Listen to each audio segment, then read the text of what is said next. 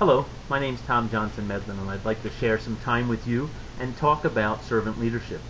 I'd like to spend the next couple of sessions discussing what servant leadership is, what characteristics make up a servant leader, and then I want to drill down deeply into those characteristics and some of those qualities and discuss some of the underpinnings to them and some ways that you may improve your leadership skills by becoming a better servant leader and improving the quality of the care that you provide and services that you provide and goods that you provide in whatever team, whatever vocation, whatever corporation or job or ministry that you're involved in.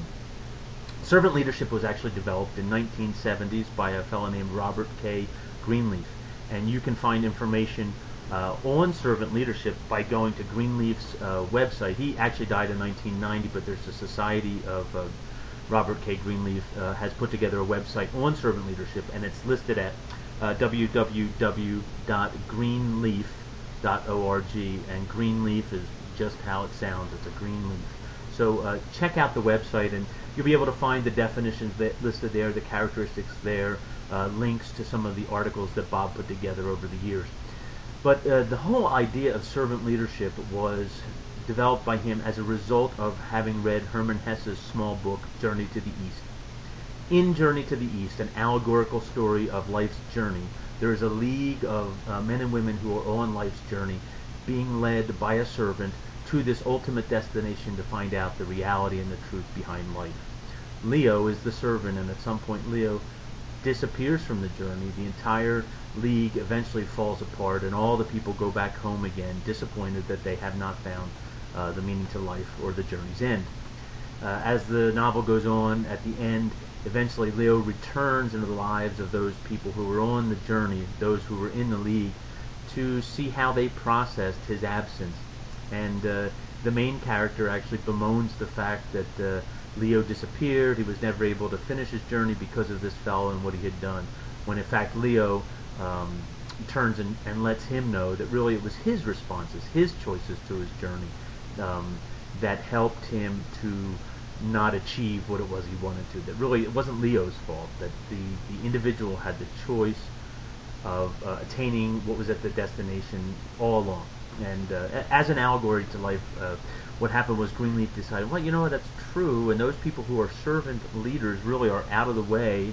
They provide resources for other people to grow and develop as best as they can, and so he developed this whole system or understanding or teaching around servant leadership, and we're going to take a look at that.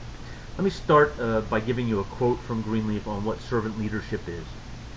The servant leader is servant first, begins with the natural feeling that one wants to serve first. Then conscious choice brings one to aspire to lead. The person is sharply different from one who is leader first, perhaps because of the need to assuage an unusual power drive or to acquire material possessions.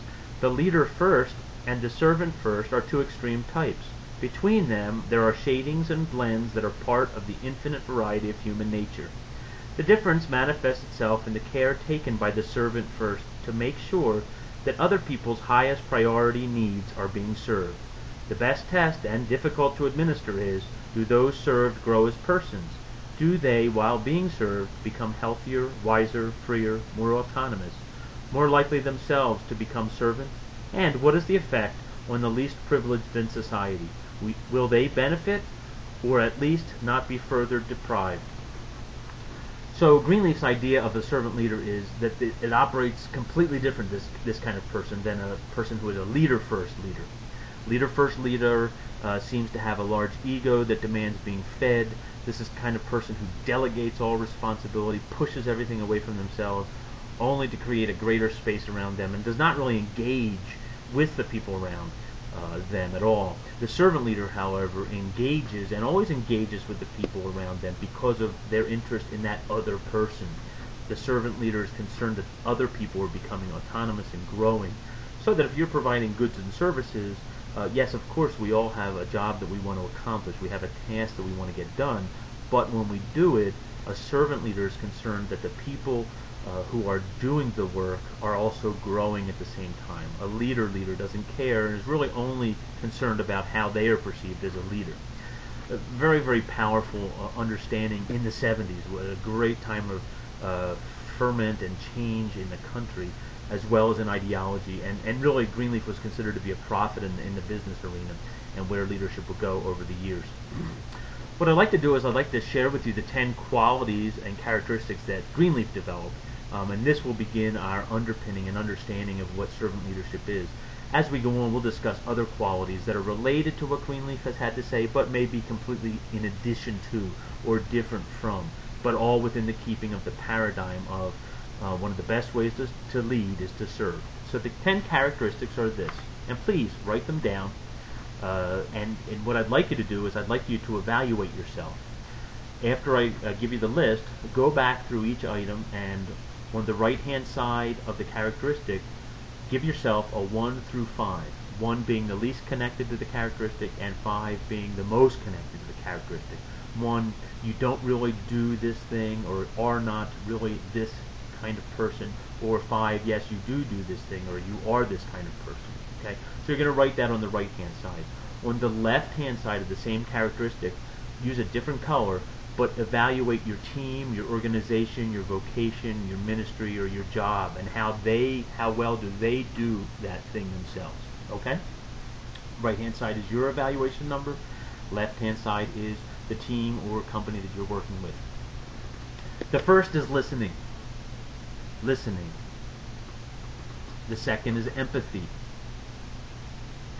The third is healing. The fourth is awareness. The fifth is persuasiveness. The sixth, conceptualization. The seventh is foresight. The eighth is stewardship.